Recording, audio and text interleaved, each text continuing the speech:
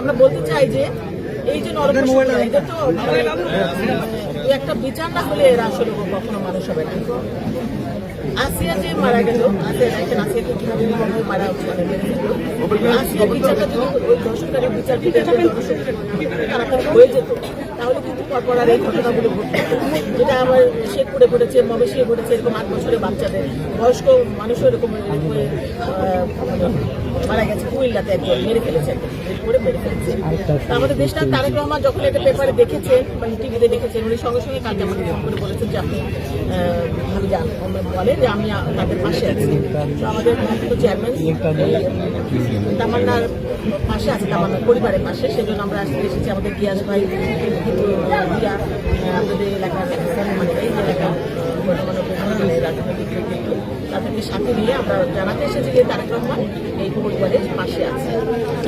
আমাদের দেশটা কিন্তু খালেদা জিয়াও শিখিয়েছেন যেখানেই নারী নির্যাতন সেখানেই আমি মহিলা দলের সভাপতি, মহিলা দলের পক্ষ থেকে তারেক রহমানের পক্ষ থেকে এই যে দেশে সারা দেশে একের পর এক ধর্ষণ চেষ্টা, শিশু নির্যাতনের ঘটনা ঘটছে, আসলে কি মনে করেন এই জন্য দায়ী কে? আমাদের এটা কি প্রশাসন, সমাজ ব্যবস্থা না বিচার ব্যবস্থা? আপনি কি মনে করেন? আমি মনে করি এর জন্য দায়ী সময় 17 বছরে যেটা হয়েছে, আগের ধর্ষণ গণধর্ষণ, আমরা ধর্ষণ শুনেছি, গণধর্ষণ কখনো শুনি না। গণধর্ষণ করার পরে কোনো বিচার হয় না, বিচার তো হতো যারা গণধর্ষণ করতো তাকে পুরস্কৃত করা হয়। তো সেই জন্য কিন্তু এগুলো বেড়ে গেছে দিনে দিনে। আপনারা দেখেছেন যে নারায়ণগঞ্জে রিমার স্বামী মনিরকে কিভাবে ফাঁসি দিয়েছিল আমাদের দেশ নেত্রী বেগম খালেদা জিয়ার সময় তাৎক্ষণিকভাবে। সেই রকম বিচার যদি দুই একটা হতো, আছে না, যদি করতে পারতো তাহলে তো এরকম হতো না।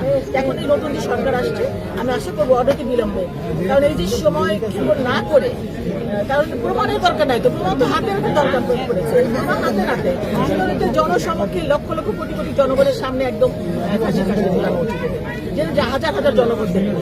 কারণ যেখানে ফাঁসি দিবে আমরা এটাও চাই না, আমরা চাই যে তার মা দেখবে, বাবা দেখবে, আমরা সবাই দেখবে যে মানে দেশের বিচার ব্যবস্থা আরো কঠিন হওয়া উচিত। অবশ্যই উচিত।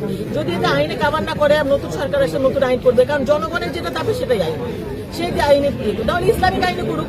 ইসলামিক আইনে তো আছে যে তাদের গণসমুখে পাথর নিক্ষেপ করে তাকে মৃত্যুদণ্ড কার্যকর করা।